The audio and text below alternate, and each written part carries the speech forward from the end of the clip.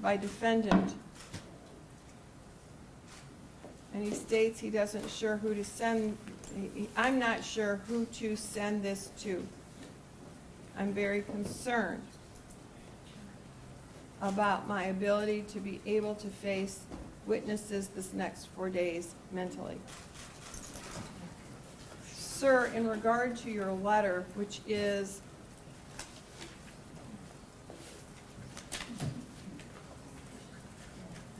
six pages long, single spaced, printed, I need to ask you a few questions. If you could please raise your right hand. Do you swear or affirm the testimony you're about to provide will be the truth, whole truth, and nothing but the truth under penalty of perjury?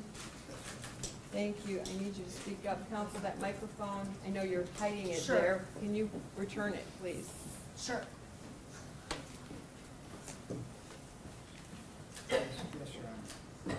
All right, thank you. Let me first ask you how you're feeling today. Feeling better today, Your Honor. Better today? Okay. Is that microphone on? I'm barely hearing him. Can you turn it on? Do I just push this? Yeah. Yes, Your Honor. Okay. Ms. Hamlin. The green light is on. No, I muted it. So the Okay. green- Oh, thank you. Technology has changed a bit. Got it, thanks. Okay. All right. So, sir, you're feeling better today? Yes, Your Honor. And you had an opportunity to meet with Community Mental Health, is that correct? Yes, Your And did they make any recommendation for you that I need to be aware of? Honor.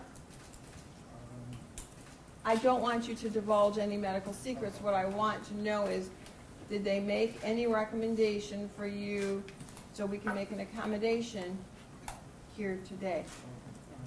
There's no change for any court. Okay. Your Honor, if I may, I spoke with my client this morning. It's my understanding that Community Mental Health is going to be reaching out to the court should there be any concerns moving forward. Thank you. I did speak with the jail, and we do have Community Mental Health on standby, and your ability should be at the end of every day to meet with them. So if you have the need, or if you need them to come over on our lunch hour, I just need you to let me know they are on alert. Do you understand? Yes, thank you. Sir, there's a few sentences in here that concern me. I may address more at sentencing, but right now, your letter states, now Aquilina is having a 4-day sentencing media circus. Let me address that. I don't think there's any surprise because media has followed you in the federal system at every stage here, and they will likely be there with Judge Cunningham, and that's no surprise, is it? No, it's not a surprise. Okay.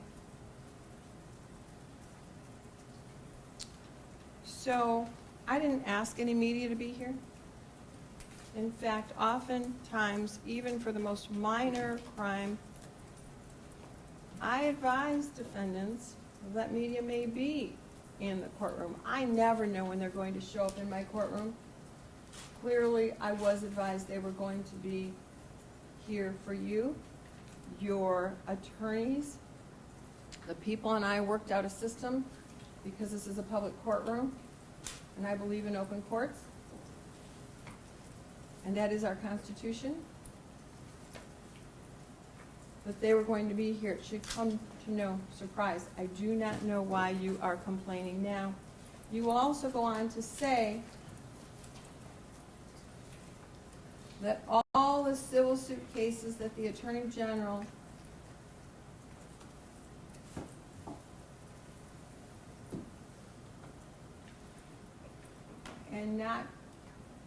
are not strong enough for criminal prosecution. They picked the top ones for the state cases. Anyways, Aquilina is allowing them all to talk.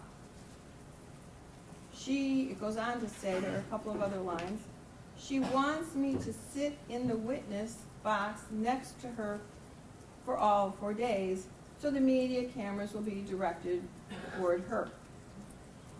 I don't need any cameras. You certainly are free not to take my picture. I don't have a dog in this fight, sir. I didn't orchestrate this, you did, by your actions and by your plea of guilty. I specifically want you to know, I didn't know anything about Larry Nassar. While my family is into sports, while they're watching Olympics, I am working. I teach at 2 classes. I do a lot of things at 2 law schools. I teach a number of classes. I have 5 children. I do a lot of things, so I rarely watch sports. My family's into it. I don't know who Dr. Nassar is. And I'm sorry, I didn't watch all of these beautiful Olympians. I don't have that kind of time or lifestyle.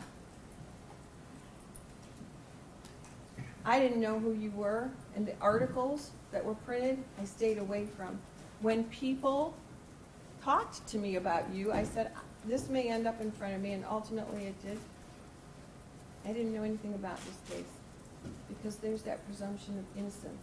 And I gave you the benefit of the doubt when your lawyers told me, the defense, that this was a medical procedure. I said, great, and I want you to know my father's a doctor. I've worked in his office. Medical procedures are changing all the time. How did I know? Just like, how did these girls know? I trusted that you had that strong defense, and we set this for trial. Our county sent out hundreds of requests for jurors. I added 2 chairs, so we would have 16 jurors with 4 alternates. I've done everything I can to make sure that you had a fair and impartial trial, and to stay free of anything I knew about you, because I didn't know you. I don't know anything about your family.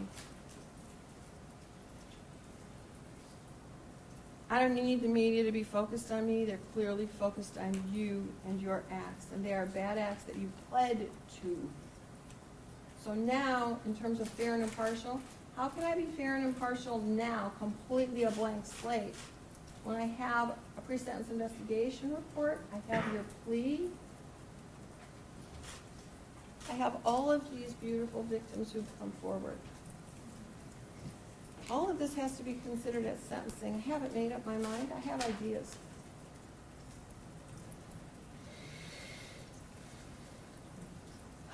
I'll have more to say later, but I want to specifically respond to this and to remind you, and your attorneys know this, and I'm sure they talked about this with you when they came to me and said, we have a plea.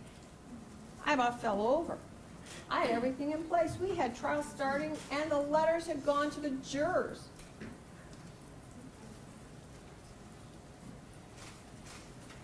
And I said, okay, tell me. And their question to me is, will you accept this?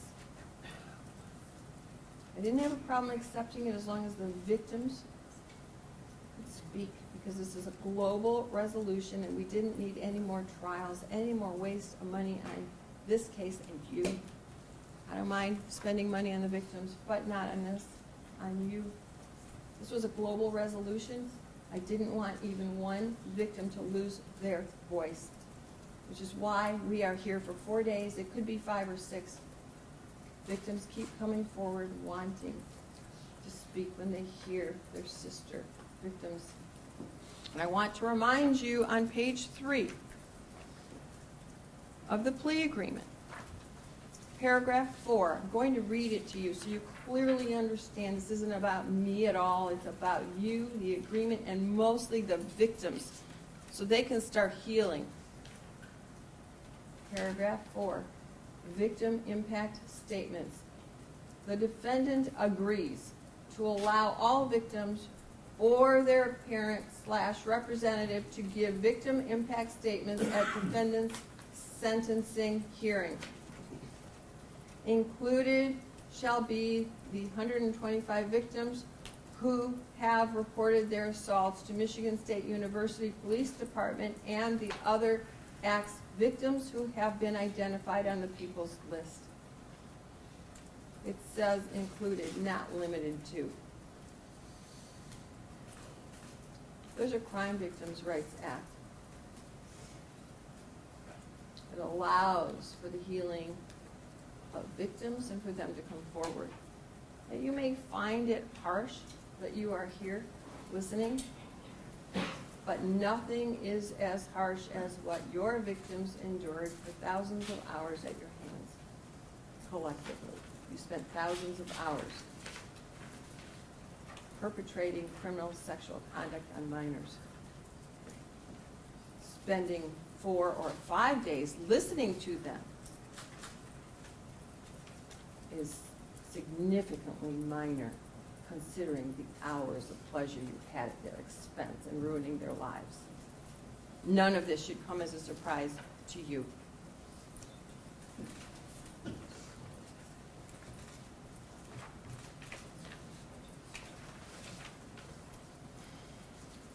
Judge Aquilina is seeking media attention over court protocol.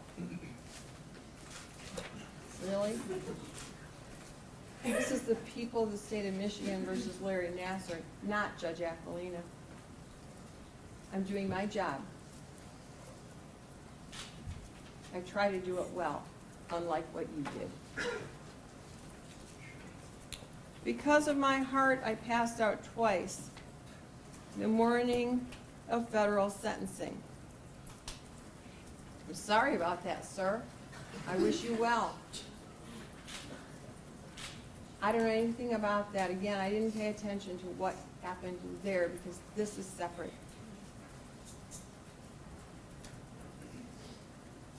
Now, this is entertaining to me, I have to say. Aquilina said if I pass out, she'll have the EMTs revive me and then prop me up in the witness box. I suspect you've watched too much television.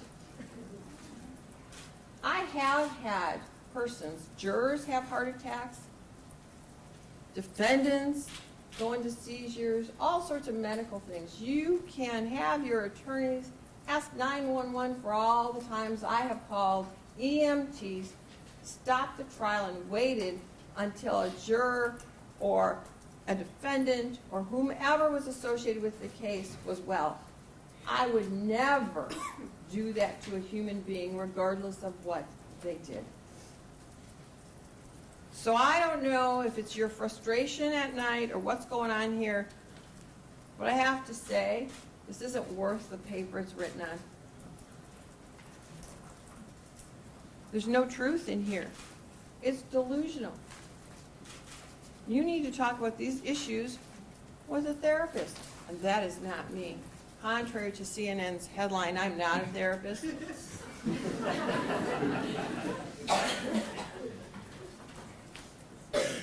And I certainly, if I was, would not be your therapist.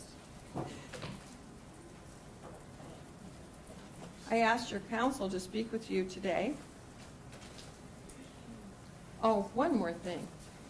There's also something in here about your attorneys.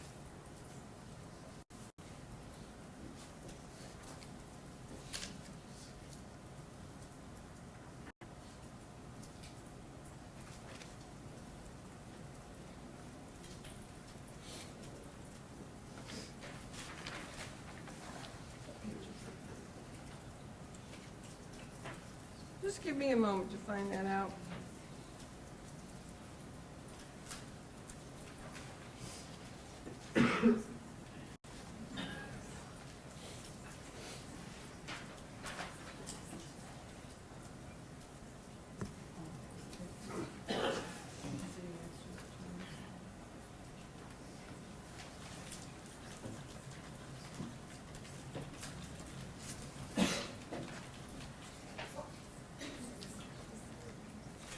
Although I think you forgot what you learned in medical school. I haven't forgotten what I have learned in law school and the Constitution that I uphold every day. This goes on to say, she wants me to sit in the witness box next to her for all 4 days. Okay? That portion is your constitutional protected right, first of all, to sit next to your counsel. There's a Sixth Amendment right to counsel. That's why your counsel's here. So, at any second, you can talk to your counsel, and that's exactly what you have been doing. They're allowing you to take notes. You're sitting here in the witness box, not for my entertainment, quite honestly, so that your victims can face you in the eye without turning back constantly. Because then we would lose part of their statements because our court reporter needs to hear everything. She can't do that when people are twisting awkwardly back at you. And I also, at the podium, I could not have you, especially with a heart condition, standing for 4 days. That would be cruel and unusual punishment. I can't stand